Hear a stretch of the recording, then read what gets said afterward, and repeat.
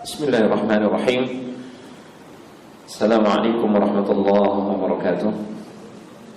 Alhamdulillahi wa kafa, wassalatu wassalamu ala nabiyina al-mustafa wa ala alihi wa sahbihi wa man sara ala nahjihi wa iktafa. Ashhadu an la ilaha illallah wahdahu la sharika lah wa ashhadu anna Muhammadan abduhu wa rasuluh.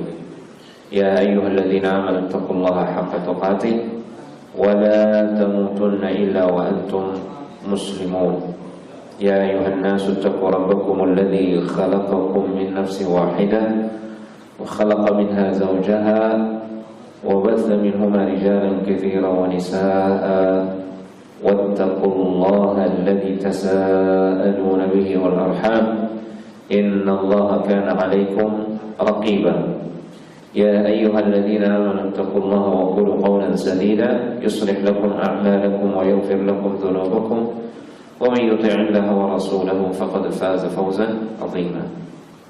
أما بعد فإن أصدق الحديث كتاب الله وخير الهدي هدي محمد صلى الله عليه وسلم وشر الأمور محدثاتها فإن كل محدثة بدعة وكل بدعة ضلالة وكل ضلالة في النار. Jemaah sekalian yang semoga senantiasa dirahmati Allah Subhanahu wa taala, kita bersyukur kepada Allah, kita memuji Allah Subhanahu wa taala atas setiap taufiknya. Semoga berkumpulnya kita pada pagi hari ini di tempat yang kita harapkan keberkahannya ini benar-benar akan membawa keberkahan, ilmu yang bermanfaat serta tambahan taufik dari Allah Subhanahu wa taala. Tema kita pada kesempatan kali ini adalah membahas tentang ibundanya para ulama. Seperti apa peran mereka dalam mencetak generasi Rabbani. Di flyer kajiannya ini untuk kajian muslimah ya. Sebenarnya ini juga penting juga untuk bapak-bapak atau calon bapak. Penting untuk kita mengilmui tentang hal ini. Paling tidak kita bisa terinspirasi dari kisah-kisah wanita-wanita hebat, supaya para bapak-bapak atau calon-calon bapak ini bisa mempersiapkan pendidik untuk anak-anak keturunan mereka, wanita-wanita hebat. Kenapa pembahasan terkait hal ini menjadi penting? Yang pertama karena peran seorang wanita, seorang ibu khususnya di dalam rumah itu banyak diremehkan. Ya, banyak dilupakan karena memang tidak terlihat. Peran mereka itu tidak terlihat secara langsung, namun dampaknya, efeknya terlebih di masa depan itu sangat besar, sangat menentukan. Sekarang kalau saya tanya, siapa nama ibunya Nabi Musa alaihissalam? Pak Haji, pernah dengar siapa nama ibunya Nabi Musa alaihissalam? Ibunya Nabi Musa alaihissalam yang dengan terpaksa menghanyutkan Musa kecil ketika itu, namun pada akhirnya bertemu juga dengan Musa alaihissalam di istananya. Kita tidak pernah dengar itu. Bahkan di dalam Al-Quran tidak disebutkan namanya siapa. Tidak disebutkan. Sebagian ulama ada yang menyebut dialah Asiyah bintu Muzahim itu. Namun kalau dalam literatur Ahlul Kitab, ya, kitab-kitabnya orang Yahudi, disebutkan dia bernama Yukabid. Ini intinya kita tidak tahulah siapa namanya begitu ya. Hampir tidak pernah disebut. Tapi Nabi Musa alaihissalam, Nabi yang paling banyak disebutkan namanya di dalam Al-Quran, ya,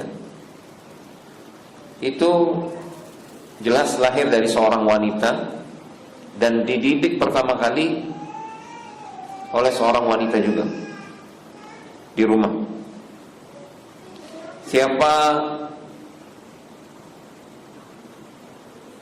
Siapa nama ibunya misalkan?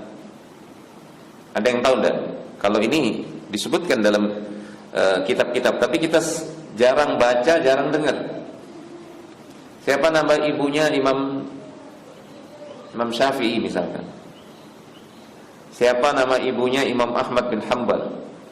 Siapa nama ibunya Al-Imam Al-Bukhari? Kita tidak tahu, tidak kenal. Padahal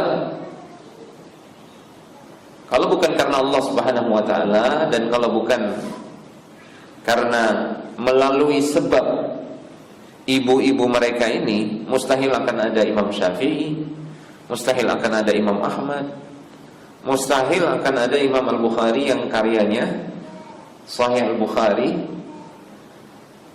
itu dibaca, dipelajari setiap hari di semua belahan negeri kaum muslimin sampai dengan detik ini, dan insya Allah sampai menjelang hari kiamat.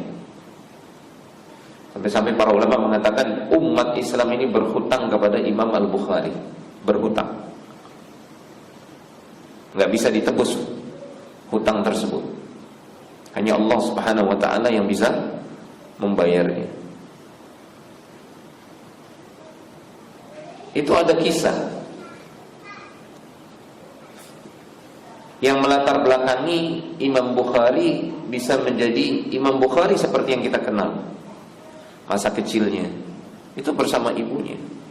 Demikian pula dengan Imam Syafi'i rahimahullah ta'ala bersama ibunya. Imam Ahmad bin Hanbal juga dididik bersama oleh ibunya, karena sejak kecil sudah yatim Imam Ahmad bin Hanbal. Kita nggak tahu nama-nama mereka ini. Ini menunjukkan banyak manusia melupakan peran yang besar ini. Kita pun meremehkan dan melupakannya. Namun tidak masalah. Justru kondisi yang seperti ini menguntungkan bagi para ibu. Karena yang seperti ini ya, tidak dikenal oleh siapapun juga. Ini lebih dekat kepada keikhlasan. Justru itulah yang menjadikan doa-doa mereka, para ibu ini, mustajab di sisi Allah Subhanahu wa ta'ala. Mereka tulus, ikhlas, berjuang, berbuat, mendidik anak. Kemudian mereka tidak dikenal. Yang dikenal, yang mengenal mereka adalah Allah Subhanahu wa ta'ala, dan orang-orang yang pandai berterima kasih kepada Allah Subhanahu wa ta'ala dan kepada hamba-hamba Allah yang lain. Hanya itu yang mengenal mereka. Selebihnya tidak ada. Namun jangan khawatir, justru yang seperti inilah yang terbaik, sehingga doa para ibu itu menjadi mustajab, karena doanya mereka itu betul-betul tulus, ikhlas ya.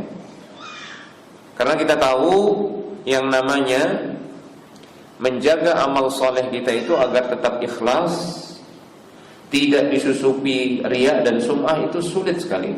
Sulit, menyembunyikan amal itu sulit sekali ya. Jadi ini alasan pertama kenapa kita membahas tema ini, karena pentingnya tema ini. Alasan yang kedua, karena awal mula atau blueprintnya kita mencetak generasi emas untuk umat ini itu awal mulanya di keluarga. Pendidikan pertama itu di keluarga. Sebelum anak masuk pesantren, sebelum anak masuk TPQ, yang pertama itu di keluarga. Bahkan pendidikan di keluarga ini yang paling menentukan, karena percuma anak dimasukkan misalkan ke pesantren yang bonafit, pesantren unggulan, gurunya hebat-hebat, pinter-pinter, tapi ternyata di rumah, di keluarganya, orang tuanya tidak peduli dengan pendidikan agama dan adab akhlak anaknya. Justru anaknya itu diberikan kebebasan, apalagi di zaman ini, maka percuma. Di pesantren sudah diajarin adab dan akhlak yang mulia, sudah diajarin Al-Quran, justru rusaknya di rumah, di lingkungan rumahnya.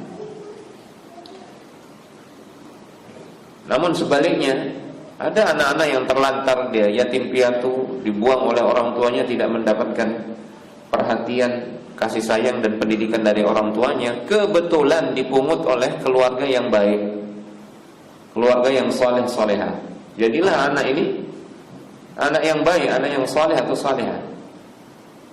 Jadi penentunya itu adalah keluarga. Itu sebabnya di dalam Al-Quran tanggung jawab pendidikan pertama kali itu dibebankan kepada kepala keluarga atau keluarga. Ya ayyuhalladzina amanu qu anfusakum wa ahlikum nara. Wahai orang-orang yang beriman, jaga diri kalian dan keluarga kalian dari api neraka. Bagaimana cara menjaga mereka? Ali bin Abi Thalib mengatakan dengan mengajarkan kepada mereka ilmu agama, adab dan akhlak yang islami. Itu caranya. Makanya benar ucapan seorang penyair, al-ummu madrasatun idza a'dadtaha a'dadta sya'ban tayyibal a'raqi. Seorang ibu itu pada hakikatnya seperti madrasah, sekolah. Bahkan sekolah yang paling utama itu ibunya di rumah. Kalau engkau siapkan seorang ibu yang baik, pendidik yang baik di rumah, engkau sedang menyiapkan suatu generasi yang hebat, yang mulia. Mulia bukan hanya mulia agama, adab dan akhlaknya, tapi mulia juga dari sisi duniawinya. Itu ungkapan salah seorang penyair, dan ungkapan ini benar. Al-ummu madrasatun. Makanya iblis dan syaitan tahu betul ini. Kunci sukses dunia akhirat itu, kunci suksesnya iblis tahu betul. Kuncinya adalah di keluarga. Kalau keluarganya baik, maka anak-anak yang ada dalam keluarga itu akan jadi generasi baik. Makanya yang disasar oleh iblis itu gimana supaya keluarga itu rusak. Itu yang disasar oleh iblis. Itu sebabnya hadis yang terkenal, hadis tentang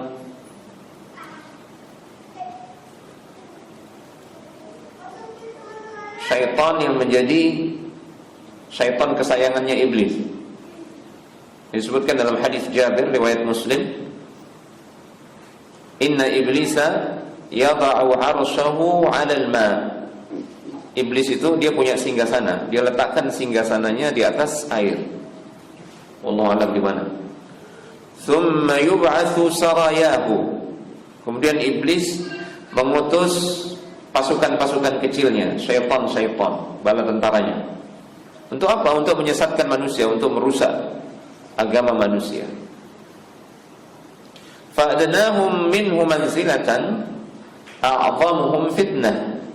Maka syaitan yang paling dekat kedudukannya dengan iblis itu yang paling besar fitnahnya, yang paling besar menimbulkan kerusakan. Yaji'u ahaduhum fayaqul. Ada salah satu syaitan berhasil membuat fitnah. Dia bilang fa'altu kada wa kada, saya sudah melakukan ini dan itu. Apa kata iblis? Ma sana'ta syai'an, kamu belum berbuat apa-apa, masih kecil. Dampaknya enggak seberapa. Qala thumma yaji'u ahaduhum. Kemudian datang lagi syaitan yang lain. Fayaqulu ma taraktuhu hatta farraqtu bainahu wa baina imra'atihi. Syaitan ini menceritakan gimana upaya dia menghancurkan satu keluarga. bagaimana dia berupaya menceraikan antara suami dengan istrinya. Karena kalau suami istri bercerai, otomatis anaknya terlantar. Ya, kecuali kalau orang tuanya ini bertakwa kepada Allah Subhanahu wa taala, tetap merasa memiliki tanggung jawab. Tapi kalau mereka ini bercerai, ya biasanya pada umumnya ini perceraian ini terjadi karena salah satu di antara orang tua itu fasik, nggak beres. Salah satunya atau kedua-duanya mereka zalim. Kalau sudah bercerai, otomatis orang tua yang seperti ini dia akan menelantarkan anaknya. Pendidikan anaknya nggak dipedulikan, nggak pernah dinasehati. Apalagi mau membiayai anaknya untuk sekolah di sekolah yang baik, sekolah agama, sekolah sunnah misalkan. Karena nggak diperhatikan pendidikan anaknya, maka dengan sangat gampang anak ini akan digelincirkan oleh syaitan. Kalau anak sudah tergelincir oleh syaitan, maka generasi berikutnya itu lebih rusak lagi. Karena otomatis anak ini nanti ketika dewasa dia punya anak lagi, nggak perlu repot-repot iblis dan syaitan itu untuk menggelincirkan satu generasi. Nah, iblis sangat tahu akan hal ini. Itu sebabnya syaitan yang paling istimewa bagi iblis itu adalah syaitan yang bisa merusak keluarga. Karena intinya adalah untuk merusak pendidikan atau generasi umat Islam. Itu tujuan syaitan. Nah, ini alasan yang kedua. Alasan yang pertama tadi apa? Karena peran seorang ibu di rumah itu banyak dilupakan. Ya, padahal tanpa ibu, biiznillah, dengan taufik dari Allah, tanpa ibu nggak ada Imam Bukhari, nggak ada Imam Syafi'i, nggak ada Imam Ahmad. Karena yang pelihara mereka, yang mendidik mereka semua itu adalah ibu mereka. Yang kedua, alasan yang kedua adalah karena cikal bakal atau fondasi pendidikan itu di keluarga. Sebelum kita berbicara tentang pesantren atau sekolah untuk mendidik anak tersebut. Nah, yang ketiga, alasan yang ketiga ini kita butuh keteladanan. Kenapa kita bahas ini? Karena kita butuh teladan, butuh inspirasi, butuh dikuatkan juga. Jangankan kita, Nabi saja alaihi salatu wassalam, Allah kuatkan beliau itu dengan kisah-kisah Nabi dan Rasul terdahulu, umat terdahulu. Ya, Rasulullah SAW ditimpa musibah, ujian, cobaan, penderitaan luar biasa. Allah Subhanahu wa ta'ala ceritakan tentang Nabi-Nabi terdahulu yang tidak kalah juga menerima ujian, cobaan dan penderitaan dalam perjuangannya mendakwahkan agama Allah Subhanahu wa taala. Nabi Nuh alaihi salam, Nabi Ibrahim dimusuhi oleh bapak sendiri. Nabi Nuh itu sampai 950 tahun berdakwah, yang beriman hanya 80-an orang. Itu pun salah satu anggota keluarganya kafir kepada beliau. Nabi Ibrahim juga demikian, dimusuhi oleh orang sekampung, bahkan bapak sendiri memusuhinya sampai beliau harus hijrah dari Irak ke Palestina, ke Syam. Udah gitu diuji dengan puluhan tahun tidak memiliki keturunan. Setelah punya keturunan, lahir Ismail di usia beliau 80-an tahun, disuruh pisah, disuruh ditempatkan di Makkah yang lembahnya tandus kering. Setelah usia remaja, datang isyarat dalam bentuk mimpi untuk menyembelih putra kesayangannya. Subhanallah, ini ujiannya begitu besar. Nah, cerita-cerita seperti itu Allah ceritakan di dalam Al-Quran untuk menguatkan hati Nabi Muhammad SAW. Wa kullan naqussu 'alaika min anba'ir rusuli ma nuthabbitu bihi fu'adak. Semua kisah dan kabar tentang para nabi dan rasul terdahulu sebelum engkau wahai Muhammad SAW, itu kami kisahkan untuk mengokohkan hatimu, juga sekaligus untuk memberikan keteladanan supaya engkau mendapatkan inspirasi bagaimana berjuang. Nah, ini adalah 3 alasan kenapa kita bahas tema kita pada pagi hari ini. Jadi kita butuh juga mengetahui bagaimana kisah ibundanya para ulama kita, perjuangan mereka, kesabaran mereka, jihad mereka, supaya ini bapak-bapak atau calon-calon bapak bisa menjadikan istrinya seperti itu, dan supaya para ummahat juga bisa berupaya seperti itu, atau calon-calon ummahat bisa bertekad, berniat untuk menjadi calon-calon ibunya para ulama, mencetak ulama. Di sini saya sudah tuliskan ada beberapa contoh ya dalam sejarah, ada beberapa nama besar yang dididik oleh ibu mereka. Yang pertama, seorang sahabiyah bernama Rumaisah. Dalam salah satu riwayat disebutkan namanya Rumaisah ya. Ada yang menyebut Rumaisah, ada yang menyebut Rumaisah. Tapi beliau dikenal dengan nama Ummu Sulaim. Ada yang pernah dengar Ummu Sulaim? Pernah dengar? Siapa ini Ummu Sulaim? Ummahat akhwat, ada yang pernah dengar ini? Siapa Ummu Sulaim? Nah itu kan banyak di antara kita nggak tahu.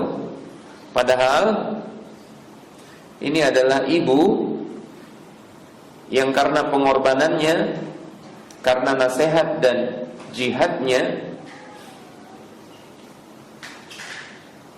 kita mengenal Anas bin Malik radhiyallahu ta'ala. Anas bin Malik salah seorang sahabat Rasulullah sallallahu alaihi wasallam yang paling banyak meriwayatkan hadis. Jadi semua hadis yang diriwayatkan oleh Anas bin Malik itu pahalanya juga mengalir untuk ibunya Rumaisah ini, Ummu Sulaim radhiyallahu ta'ala anha, seorang sahabiyah dari kalangan Ansar. Bagaimana ceritanya? Ummu Sulaim ini dulu dia punya suami namanya Malik ibn Nadhr. Ummu Sulaim ketika datang Rasulullah SAW, dia lebih dulu masuk Islam. Dia masuk Islam, beriman. Tapi suaminya tidak mau masuk Islam, Malik bin Nadhr. Bahkan suaminya ini termasuk yang membenci Rasulullah SAW. Maka ketika Ummu Sulaim ini masuk Islam, kaburlah siapa? Malik bin Nadhr. Kenapa dia kabur? Ya karena dia tidak suka tinggal di Madinah. Madinah sudah mayoritas masuk Islam. Suku Khazraj dan Aus ini sudah masuk Islam. Dan istrinya Ummu Sulaim ini wanita dari suku Khazraj. Dia pergi ke Syam. Di sana dia tewas, dia mati dalam keadaan kafir, naudzubillah. Namun dari pernikahan Malik bin Nadhr dan Ummu Sulaim ini melahirkan anak, yaitu Anas. Jadi Anas ini makanya namanya Anas bin Malik. Bapaknya namanya Malik bin Nadhr. Jadi yang mendidik Anas ini sejak kecil adalah Ummu Sulaim. Sampai ketika datangnya Rasulullah SAW, Anas bin Malik ini diwakafkan oleh ibunya untuk selalu membantu Rasulullah, selalu berada di dekat Rasulullah SAW. Ya, tujuannya Ummu Sulaim selain untuk membantu Rasulullah SAW di rumah beliau, tujuannya adalah supaya Anas ini bisa belajar dari Rasulullah SAW, bisa melihat langsung bagaimana akhlak Rasulullah SAW, bisa langsung mendengar hadis Rasulullah SAW, dan bisa mendapatkan keberkahan karena kebersamaan bersama Rasulullah SAW. Jadi ibunya ini cerdas betul. Ini visi seorang ibu, ini kita harus belajar dari sini. Ya, gimana supaya anak-anak kita itu dekat kepada ahlul ilmi, dekat kepada orang-orang saleh, dan dekat dengan sumber ilmu. Itu yang harus jadi visi seorang ibu dan juga bapak, kalau mau anak yang berkah nanti di masa depan. Maka jadilah Anas bin Malik ini berkah ilmu, usia, dan hartanya. Ilmunya jelas ya. Dia termasuk salah seorang sahabat yang paling banyak meriwayatkan hadis. Dari sisi harta dan usia, dia didoakan oleh Rasulullah SAW, Allahumma atil hayatahu wa akthir malahu. Ya Allah, panjangkan usianya dan perbanyak hartanya. Wa auladahu, dan juga perbanyak anak keturunannya. Sampai-sampai diriwayatkan, kalau tidak salah cucunya Anas bin Malik atau putrinya yang meriwayatkan, Anas bin Malik di akhir hayatnya, ya sebelum beliau meninggal itu beliau punya total keturunan hampir 100 orang, 90 sekian 100. Dan dia kaya raya,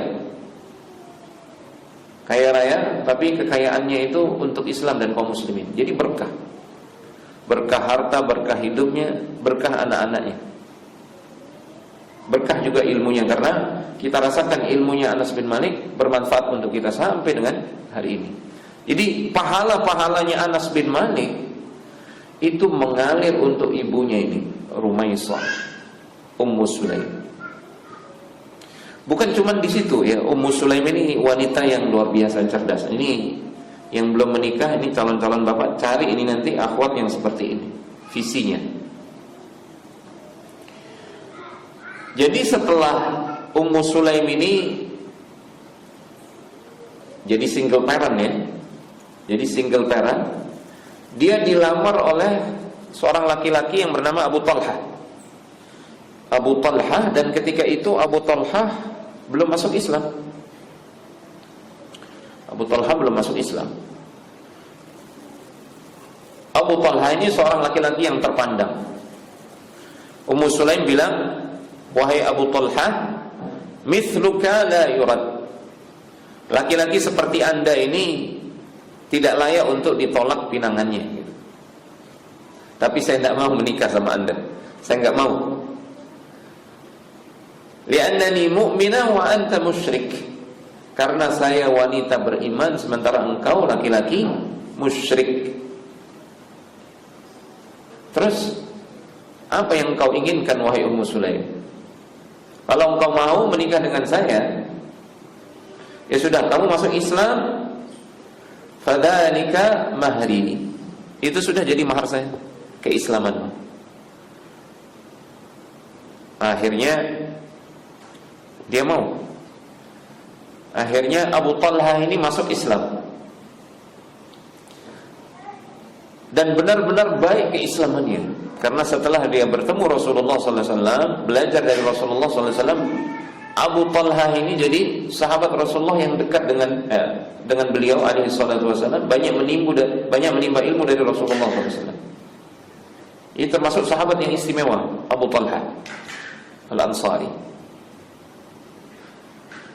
Dari pernikahan yang kedua ini, Ummu Sulaim ini dapat anak namanya Abu Umair, dijuluki dengan Abu Umair, yang terkenal dalam Sahih Al-Bukhari dan Sahih Muslim. Dia punya peliharaan burungnya meninggal. Kemudian Rasulullah SAW datang menghibur Abu Umair ini. Ya Abu Umair, madza fa'ala an-Nughair? Wahai Abu Umair, ada apa dengan Nughair? Nama burungnya itu Nughair. Jadi dicandai oleh Rasulullah SAW. Itu anaknya Ummu Sulaim, adik tirinya Anas bin Malik. Subhanallah, suaminya atau calon suaminya berhasil dia islamkan, dan keislamannya luar biasa. Abu Talha menjadi sahabat Rasulullah SAW yang berjuang menolong Rasulullah SAW. Suami istri ini ikut perang Uhud, bayangkan. Suami istri ikut perang Uhud. Abu Talha dan Ummu Sulaim ini ikut berperang di perang Uhud.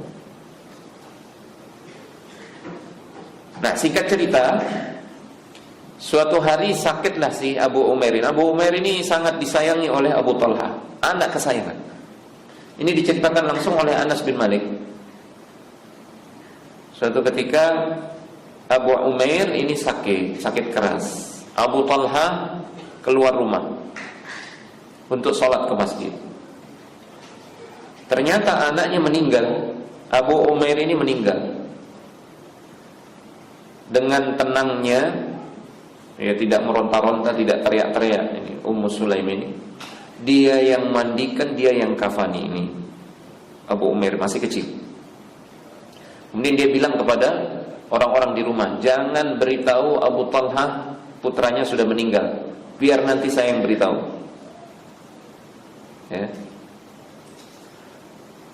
Setelah pulang, ditanya Abu Talha ini, yang pertama kali ditanya anaknya, anak kesayangan Abu Umair, gimana kabarnya Abu Umair?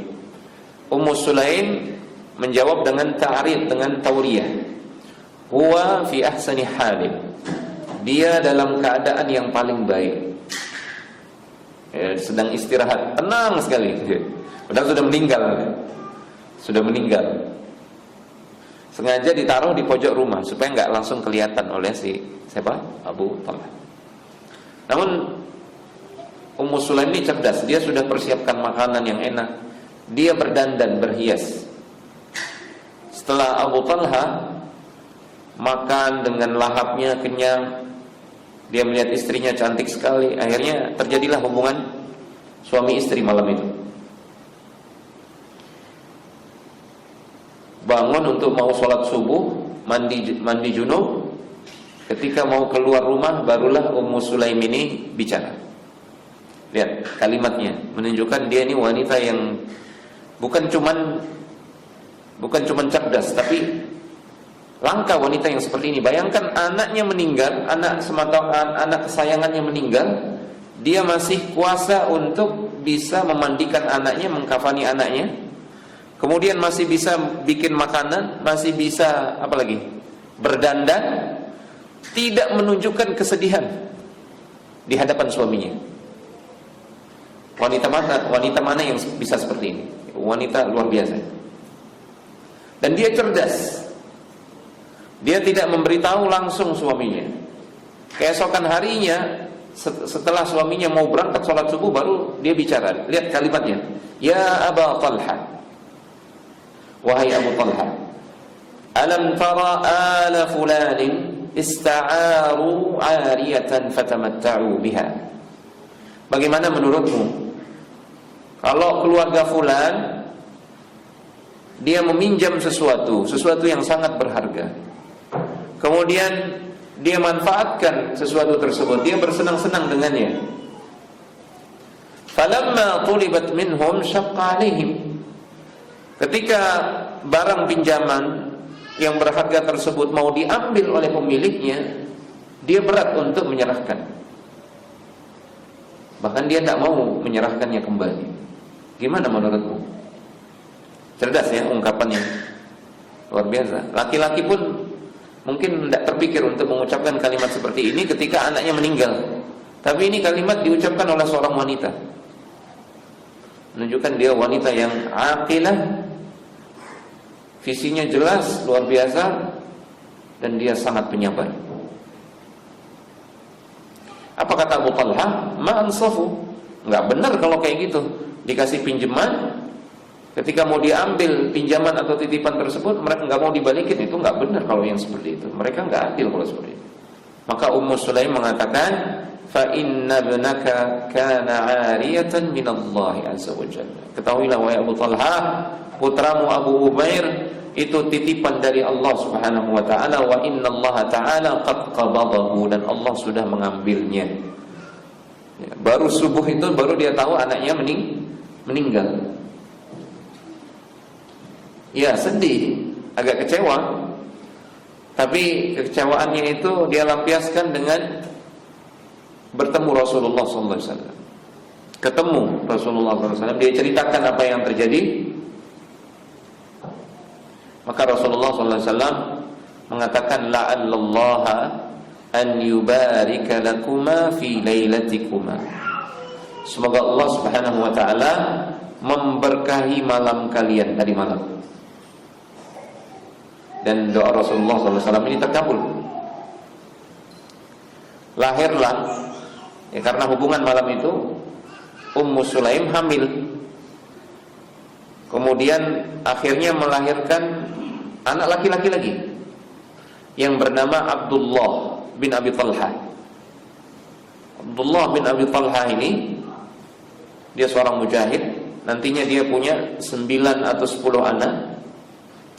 Semuanya ahli Al-Quran, penghafal Al-Quran. 5 diantara mereka adalah fuqaha. 5 diantara mereka adalah ahli fikih di Madinah yang terkenal. Ada Ishaq, ya, ada Ismail, Yaqub, itu nama-nama anaknya Abdullah ini. Yang terkenal itu adalah Ishaq bin Abdullah bin Abi Talha. Ini alim besar di Madinah, gurunya Imam Imam Malik bin Anas. Gurunya Imam Malik. Ishaq bin Abdullah bin Abi Talha ini yang banyak sekali meriwayatkan hadis-hadis Rasulullah SAW dari Anas bin Malik. Ya, dari pamannya Anas bin Malik radhiyallahu ta'ala anhu. Semua pahala mereka ini mengalir untuk siapa? Untuk Ummu Sulaim. Ummu Sulaim. Dan umat ini berhutang kepada beliau.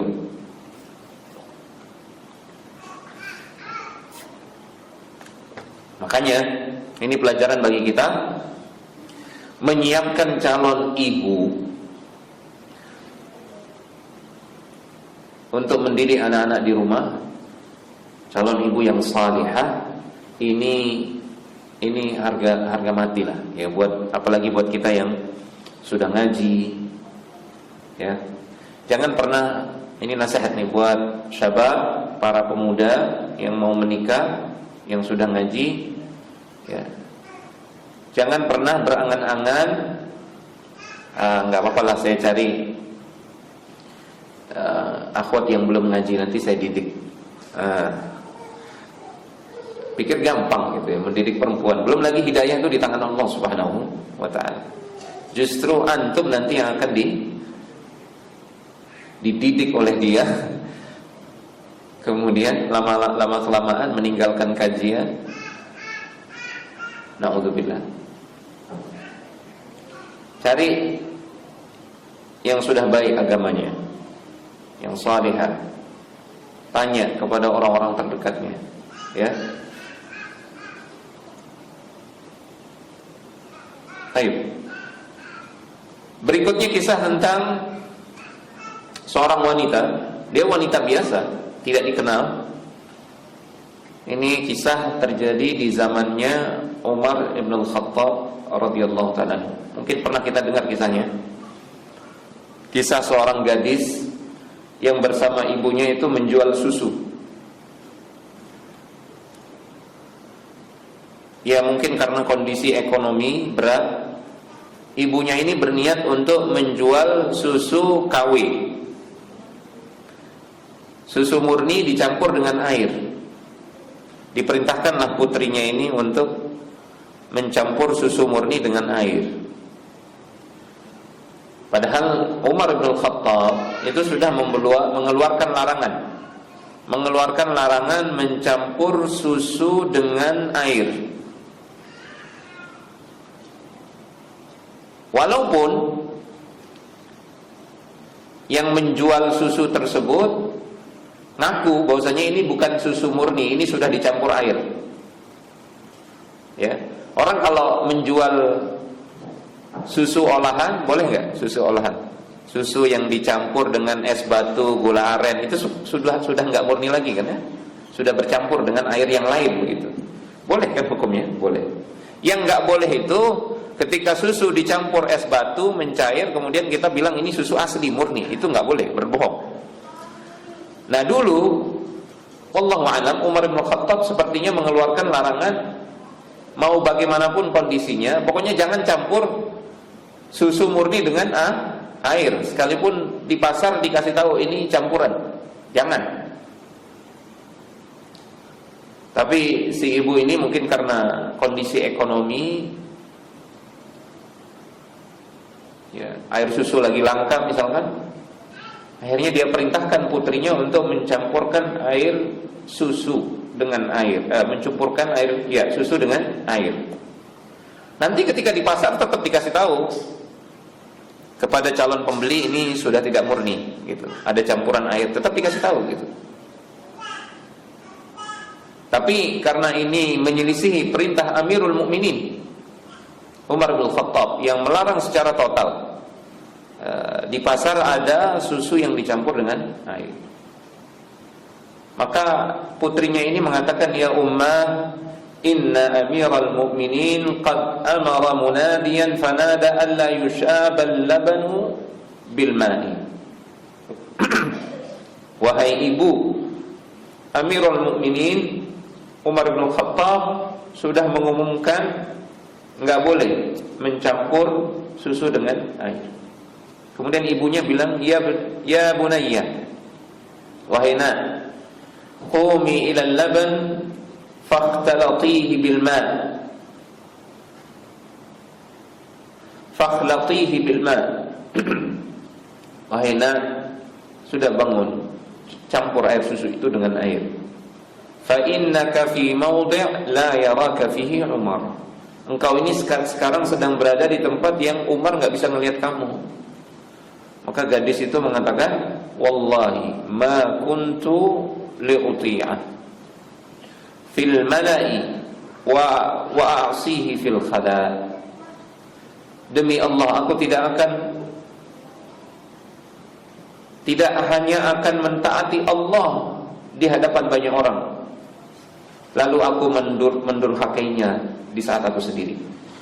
Aku tidak akan mentaati Allah di hadapan banyak orang, lalu mendurhakainya di saat aku sendiri. Enggak, saya enggak mau.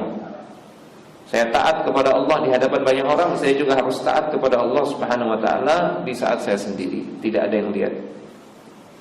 In kana Umar la yarana farabbu amiril mu'minin yarana. Andai kata Umar tidak bisa melihat kita, ya memang dia tidak bisa melihat kita saat ini, tapi Rabbnya Umar, yaitu Allah Subhanahu wa ta'ala, senantiasa melihat kita. Terdengarlah ungkapan wanita ini, sampai kisahnya ini ke telinganya Umar bin Khattab. Maka langsung Umar bin Khattab, ini wanita langka ini, langsung dia menikahkan putranya yang bernama Asim bin Umar. Asim bin Umar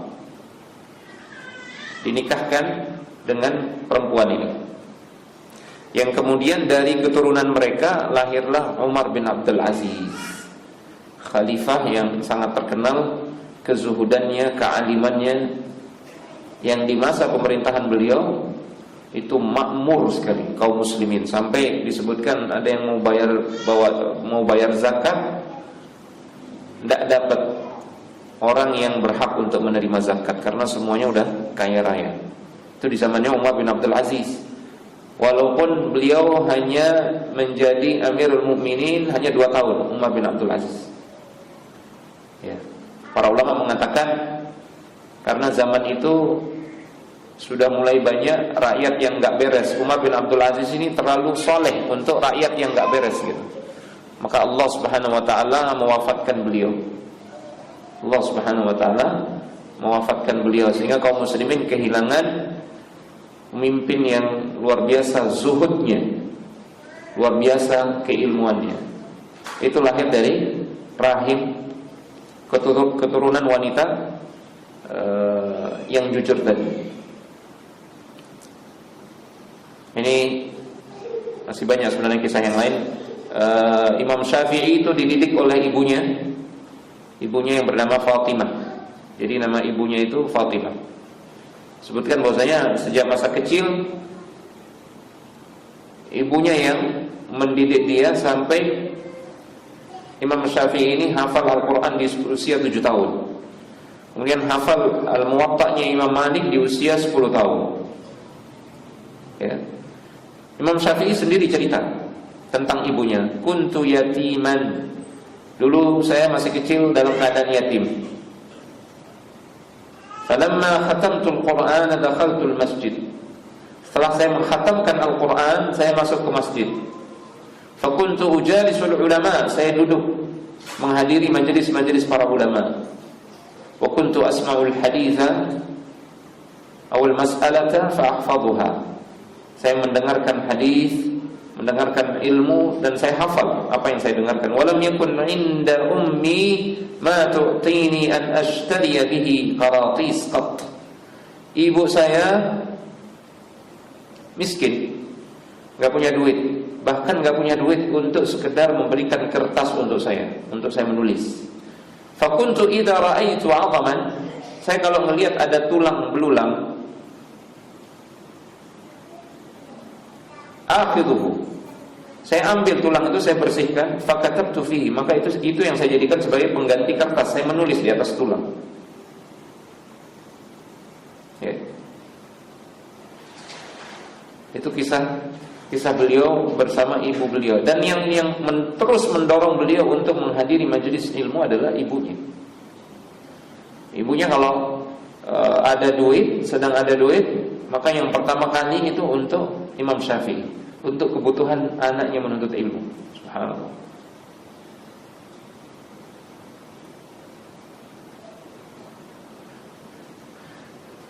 Imam Ahmad bin Hanbal, nama ibunya Safiyah Asy-Syaibaniyah. Nama ibunya Safiyah. Sama Imam Ahmad bin Hanbal ini juga sejak kecil yatim.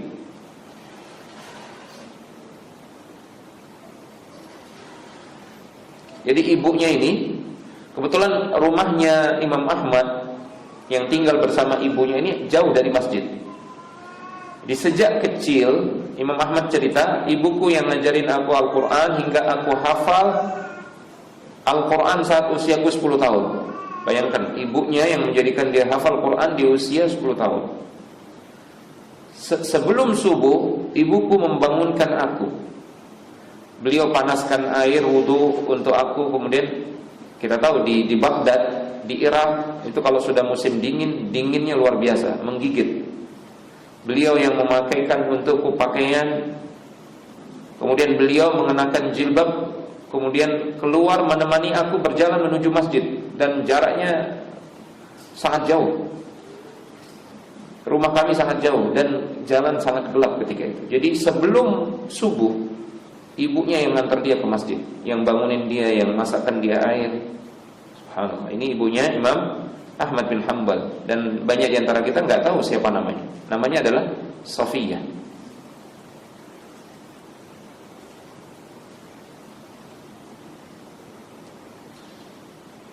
Syekhul Islam Ibnu Taimiyah ini yang terakhir ya, karena waktunya sudah habis. Yang terakhir, ibunya Syekhul Islam Ibnu Taimiyah rahimahullahu ta'ala. Jadi kita tahu Ibnu Taimiyah rahimahullahu ta'ala ini kerjaannya sepanjang hidup itu ilmu, menulis, kemudian berdakwah, itu kerjaannya. Sampai dia harus safar ke tempat-tempat yang jauh sekali, sehingga dia terpaksa menulis surat kepada ibunya, meminta uzur, minta maaf, mohon maaf Bu, saya tidak sempat pulang, belum sempat berziarah tahun ini, karena diceritakan kesibukannya dalam ilmu berdakwah, diceritakan. Dia mohon maaf sama ibunya. Maka ibunya tulis surat balik. Ibunya menulis, wallahi limithli hadza rabbaituka. Demi Allah wahai Ahmad. Jadi Ibnu Taimiyah itu namanya Ahmad. Demi Allah wahai Ahmad, justru untuk inilah aku mendidik engkau agar jadi ulama. Wa li khidmatil Islam wal muslimin, agar engkau berkhidmat untuk Islam dan kaum muslimin. Wa li khidmatil Islam wal muslimin nadarku itu adalah agar engkau berkhidmah untuk Islam dan kaum muslimin. Itu nadar saya wahai Nabi. Wa ala syara'i din 'allamtuka, dan saya mendidikmu, mengajarimu untuk selalu di atas syariat. Wala tadhunnanna ya waladi, ini isi suratnya ini. Jangan pernah engkau menyangka wahai Nabi, anna qurbaka minni ahabbu ilayya min qurbika min dinik wa khidmatika lil Islam wal muslimin fi syattal amsar.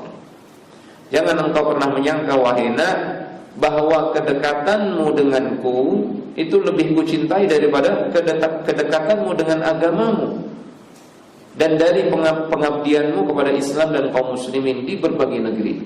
Justru disuruh oleh ibunya ini untuk safar, untuk berkhidmah untuk Islam dan kaum muslimin. Gak apa-apa engkau jauh dariku, yang penting engkau berkhidmah untuk Islam dan kaum muslimin. Kira-kira seperti itu bahasanya. Bal ya waladi, bahkan wahai anakku, inna ghayata ridai alaika, puncak keridhaanku atasmu, la yakunu illa biqadri ma tuqaddimuhu lidinika walil muslimin. Puncak keridhaanku atasmu hanya akan setara dengan apa yang engkau persembahkan untuk Islam dan kaum muslimin. Ya, keridhaanku atasmu itu baru akan terbayar kalau engkau berkhidmah untuk agamamu, untuk Islam dan kaum muslimin. Ini suratnya ibunya Ibnu Taimiyah kepada beliau rahimahullah rahmatan wasi'ah. Masya Allah. Ini lanjut nih, saya bacakan lagi isi suratnya. Wa inni ya waladi, wahai Ahmad putraku, sungguh kelak lan as'alaka ghadan amamallahi an bu'dika anni. Kelak aku tidak akan bertanya kepada Allah Subhanahu wa taala tentang jauhnya engkau dariku. Li'anni a'lamu aina wa fima anta. Karena aku tahu di mana engkau dan engkau sedang mengerjakan apa. Engkau sedang berkhidmah untuk Islam dan kaum muslimin. Walakin ya Ahmad, tetapi wahai Ahmad, sa'as'aluka amamallah,